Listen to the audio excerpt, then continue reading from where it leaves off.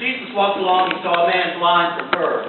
His disciples asked him, "Rabbi, who sinned, this man or his parents, that he was born blind?" Jesus answered, "Neither this man nor his parents sinned. He was born blind so that God's works might be revealed in him. We must work the works of him who sent me while it is day. Night is coming when no one can work. As long as I am in the world, I am the light of the world." When he had said this, he spat on the ground and made mud with the saliva and spread the mud on the man's eyes, saying to him, "Go, wash in the pool of Slawson," which means sin. Then he went and washed and came back able to see. The neighbors and those who had seen him before as a beggar began to ask, "Is this not the man who used to sit and beg?" Some were saying, "It is he." Others were saying, "No, but it is someone like him." He kept saying, "I am the man." But they kept asking him, "Then how were your eyes opened?" He answered, "The man called Jesus made mud, spread it on my eyes, and said to me, 'Go to Slawson and wash.' Then I went and washed and received my sight." They said to him, "Where is he?" He said, "I do not know." They brought to the Pharisees the man who had formerly been blind. Now it was the Sabbath day when Jesus made the mud and opened his eyes. Then the Pharisees also began to ask him how he had received his sight. He said to them, "He put mud on my eyes, then I washed, and now I see." Some of the Pharisees said, "This man is not from God, for he does not observe the Sabbath."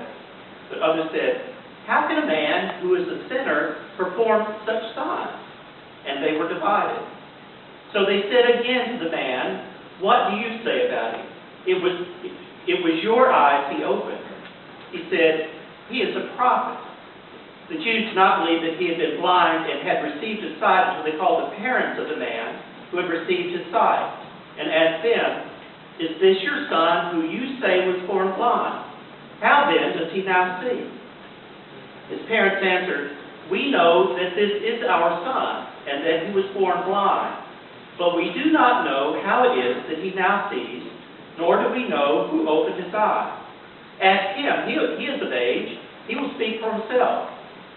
His parents said this because they were afraid of the Jews, for the Jews had already agreed that anyone who confessed Jesus to be the Messiah would be put out of the synagogue. Therefore, his parents said, "He is of age, ask him." So for the second time, they called the man who had been born blind, and they said to him, "Give glory to God. We know that this man is a sinner." He answered, "I do not know whether he is a sinner. One thing I do know, that though I was blind, now I see." They said to him, "What did he do to you? How did he open your eyes?" He answered them, "I have told you already, and you would not listen. Why? Do you want to hear it again? Do you also want to become his disciples?" Then they reviled him, saying, "You are his disciple, but we are disciples of Moses. We know that God has spoken to Moses, but as for this man, we do not know where he comes from." The man answered, "Here is an astonishing thing. You do not know where he comes from, yet he opened my eyes. We know that God does not listen to sinners, but he does listen to one who worships him and obeys his will. Never since the world began has it been heard that anyone opened the eyes of a person born blind. If this man were not from God, he could do nothing." They answered him, "You were born entirely in sin, and are you trying to teach us?" And they drove him out. Jesus heard that he had been driven out, and when he found him, he said, "Do you believe in the Son of Man?" He answered, "And who is he, sir? Tell me, so that I may believe in him." Jesus said to him, "You have seen him, and the one speaking with you is he." He said, "Lord, I believe," and he worshipped him. Jesus said, "I came into the world for judgment, so that those who do not see may see, and those who do see may become blind." Some of the Pharisees near him heard this and said to him, "Surely we are not blind, are we?" Jesus said to them, "If you were blind, you would not have sinned. But now you say, 'We see,' your sin remains." The Gospel of the Lord. Praise to you, Lord Christ. In the name of the Father, and of the Son, and of the Holy Spirit. Amen.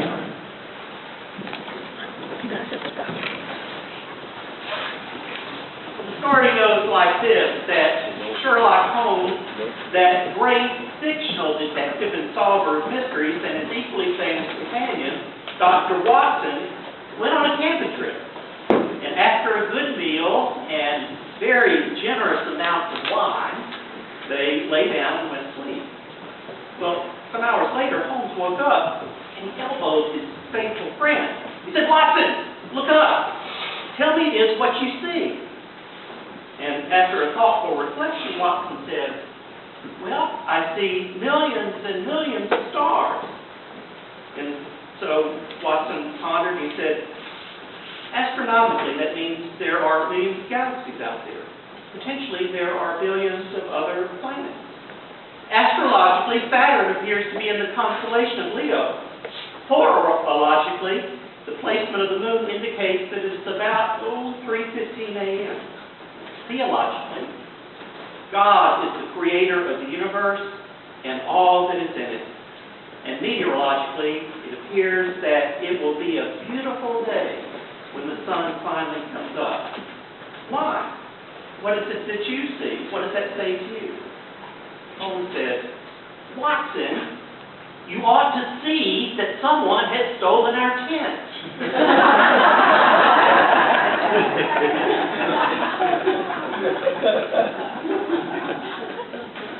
The man born blind from today's gospel story can be seen as a person who is blind but can be healed, or he can be seen as a theological problem to be solved. Which is it that you see? The disciple said, "Rabbi, who sinned, this man or his parents, that he's born blind?" Because calamity like that was seen as a function of sin. And so the author of the Gospel, John, paints this vivid picture, the story of sight versus metaphorical blindness. Jesus sees a person to be healed. Others see an argument about God and the nature of God and what sin is all about. For Jesus, it is the opportunity to reveal the power of God. Others see a way to lay blame. For Jesus, it is an opportunity to transform blindness of heart and mind. Others only want to argue about what it is that's going on here. Jesus sees the future filled with hope in the unnamed man's healing. Others see only his past, his potential sinful past. Jesus sees the vindication of a compassionate God, and others are focused on his guilt. In today's world, as it often happens, people were stepping around and stepping over a blind man sitting there on the sidewalk. He had a sign there by his upturned hat, and in his upturned hat were several coins. And he had a sign there, and it said, "I am blind, please help." Well, a creative advertising executive walked up, and without asking the blind man's permission, he picked up the sign, turned it over, and began to write something else on it. And he put it down by the hat and left. And later, he came back to check on the blind man, and he saw that the hat was absolutely full of money. Well, the blind man, being an astute hearer, he recognized those footsteps. He said, "What was it that you wrote earlier when you were here?" The advertising executive said, "I didn't write anything that's not true." And then he dropped another bill in and left. And the sign that he had left behind with the blind man that he had written on said this, "Today is spring, and I cannot see it." So what do we see in the story of the man born blind?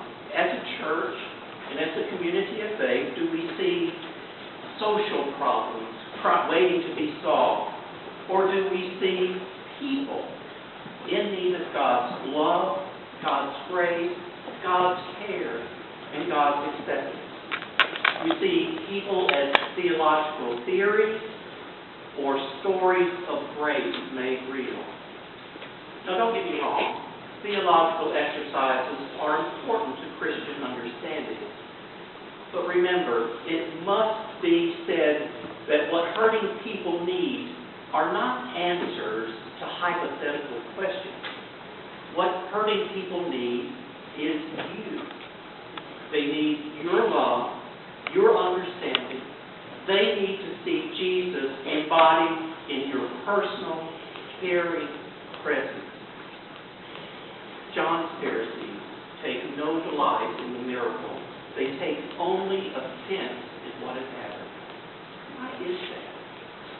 Why is that, do you think? Of course it is, the story goes, it is because they are blind in a way. They are blind to the fact that religion too often makes tradition, duty, and obligation more important than God. That if God doesn't fit neatly into our understanding of God, then that's not God. And what happens is not godly. When that happens, we have put God in a box. My box and your box. Well, my friend, it's time, as they say, to look outside of that box and see the world and God's people as God already sees us. Like Holmes said to Watson, what is it that you see here? The disciples and the others wonder if the blind man had done something in his life to deserve that affliction. Is it some sin that either he or his parents have committed? Jesus, in the text, says, you're asking the wrong question. You're looking for someone to blame. Look instead at an opportunity for what God can do. God's power belongs to the unfortunate as well as the privileged. Unfortunately, the privileged are rarely fortunate enough to see that. In God's name. Amen.